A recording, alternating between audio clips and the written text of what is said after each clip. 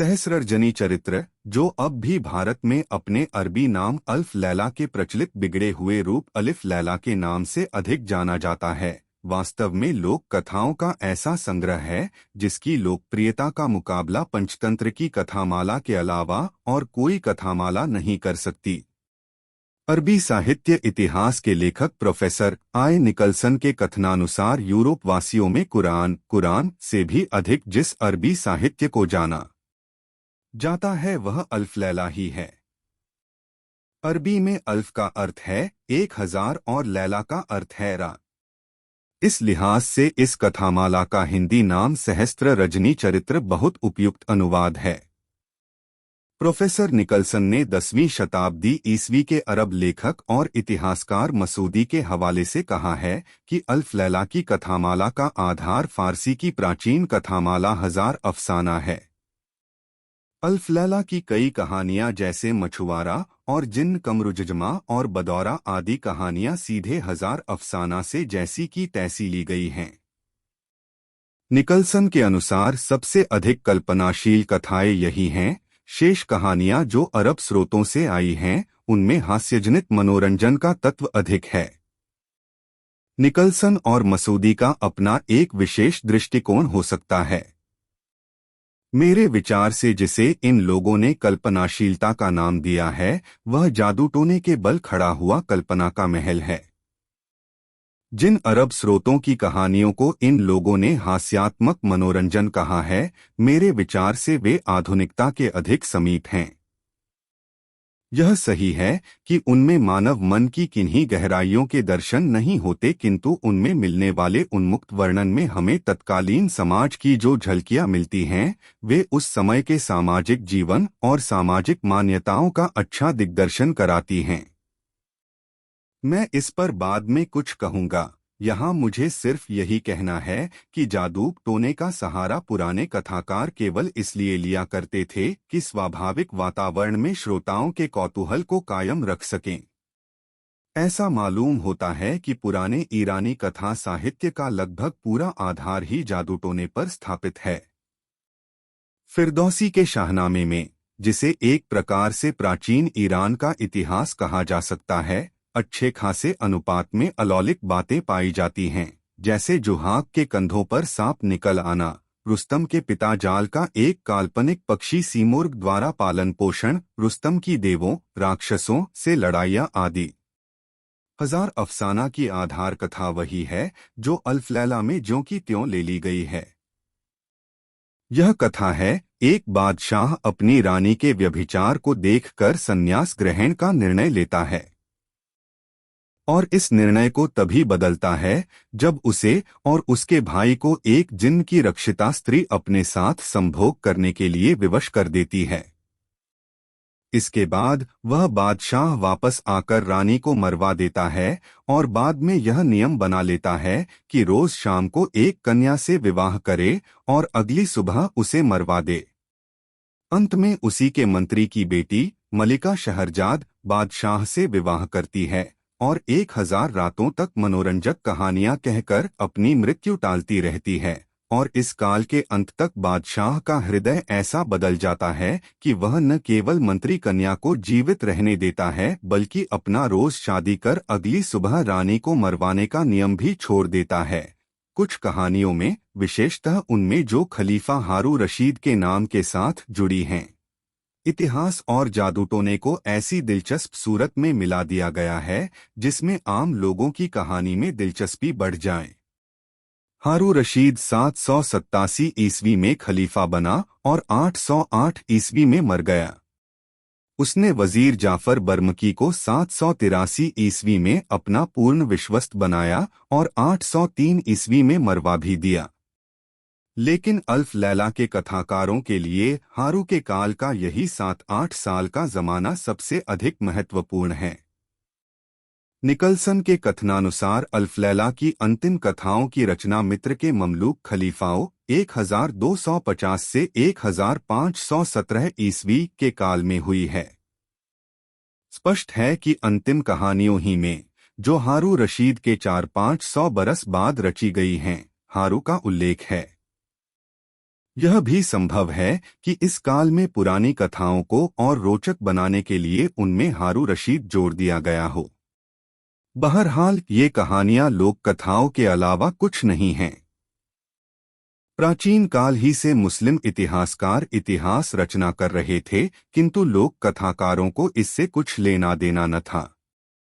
इतिहासकारों ने हारू की विलासप्रियता से इनकार नहीं किया है, किंतु उन्होंने अधिक जोर उसकी शासन कुशलता, विद्याप्रेम और न्यायप्रियता पर दिया है। वैसे अपने कृत्यों में हारू बहुत न्यायप्रिय साबित नहीं होता, न वह बहुत गंभीर प्रकृति का आदमी ही मालूम होता है।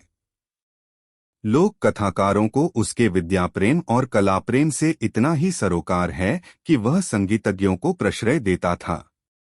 उसकी न्यायप्रियता से उन्होंने केवल उसके वेश बदलकर बगदाद का मुआयना करने का तत्व ही लिया, किंतु ऐसी हालत में भी वह न्याय तो बाद में और वह भी कभी कभी करता है।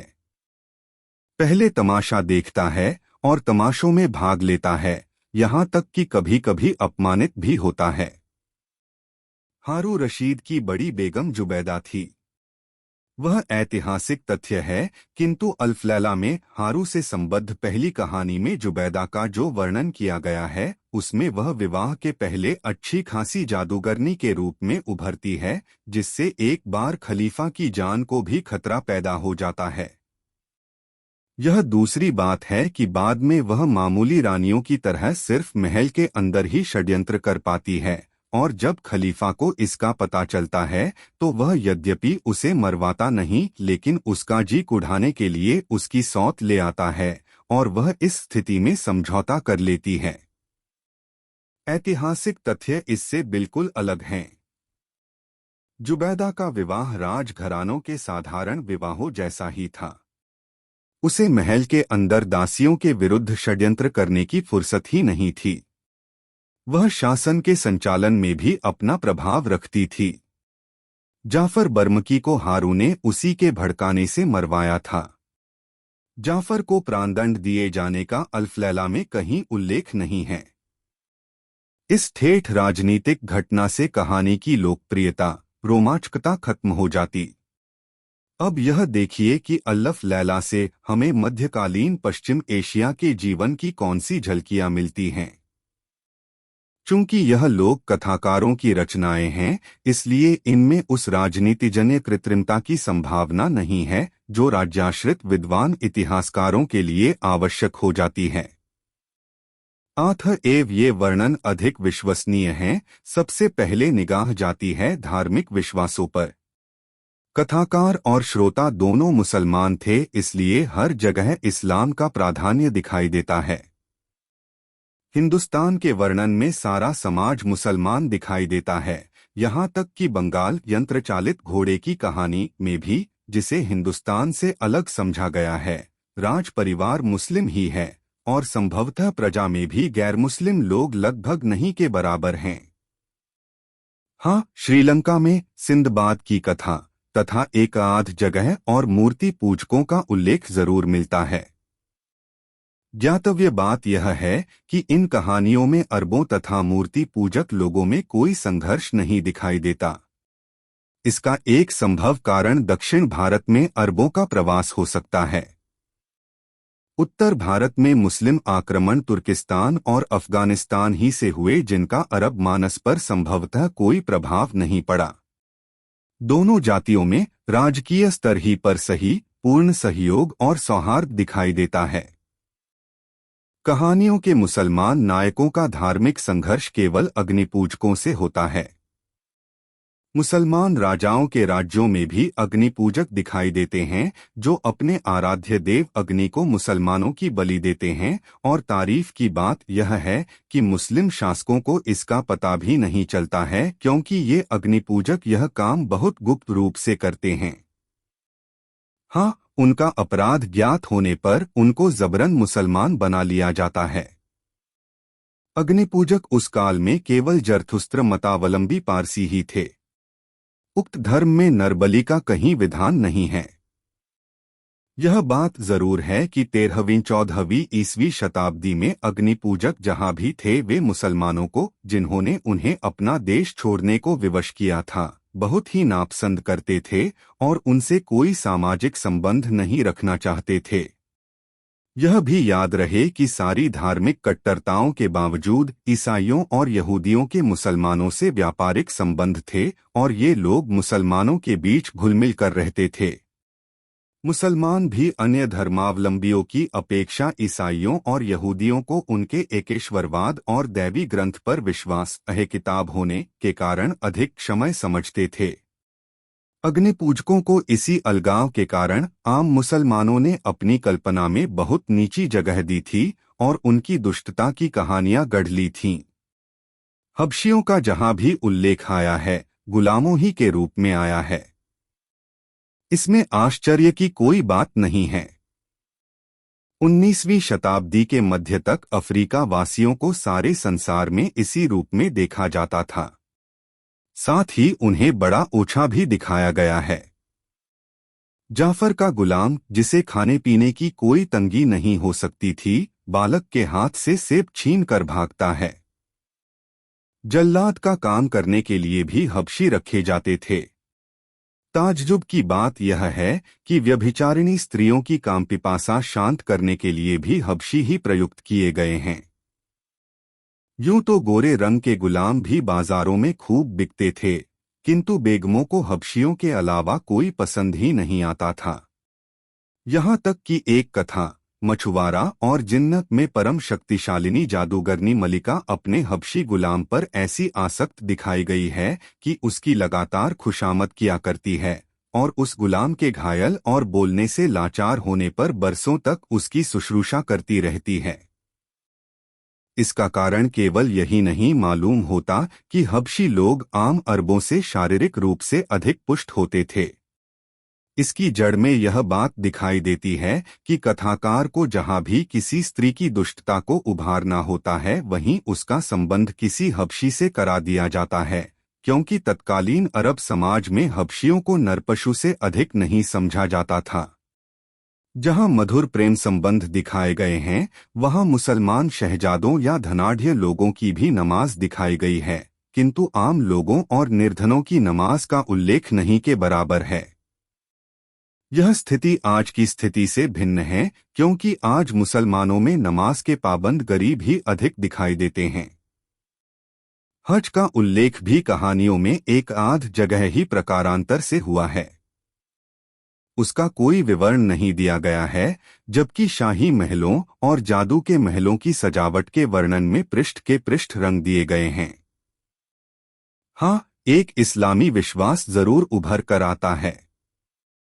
वह यह कि इस्लाम में आत्महत्या जघन्य अपराध समझी गई है।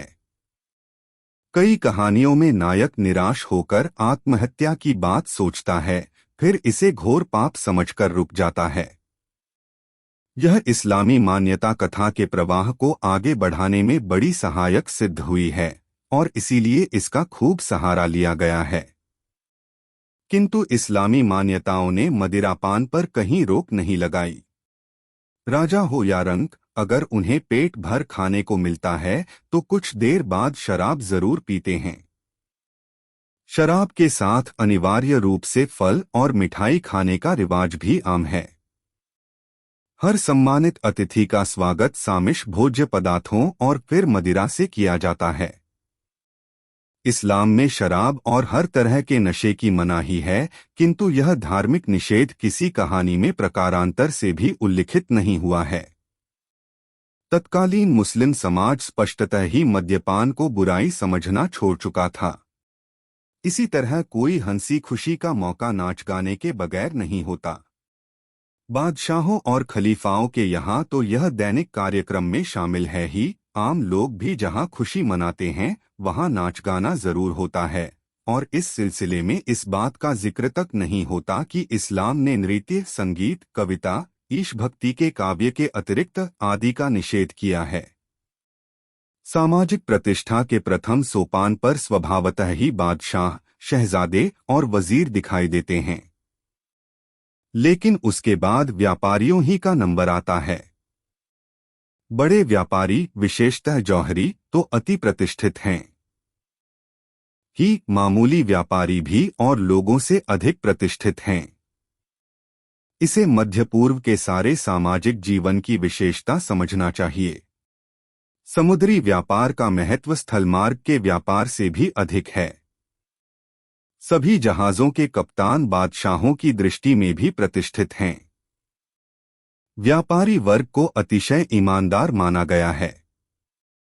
वे लोग बरसों बाद भी खोए हुए व्यक्ति की धरोहर ज्यों की त्यों वापस कर देते हैं और मालिक के आग्रह करने पर भी उसमें से थोड़ा सा हिस्सा भी नहीं लेते। एक कहानी में धरोहर को हथियाने वाले व्यापारी को दिखाया गया है, किंतु उसकी घोर दुर्दशा भी दिखाई गई है।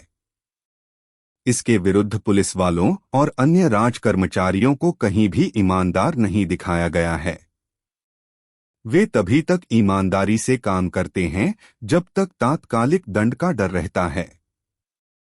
इस वर्ग का चरित्र और प्रतिष्ठा व्यापारी वर्ग से बिल्कुल उल्टी दिखाई देती है। बाद के जमाने की ईरान की कहानियों और नाटकों में भी व्यापारी वर्ग को राज कर्मचारी वर्ग से कहीं अधिक प्रतिष्ठित दिखाया गया है।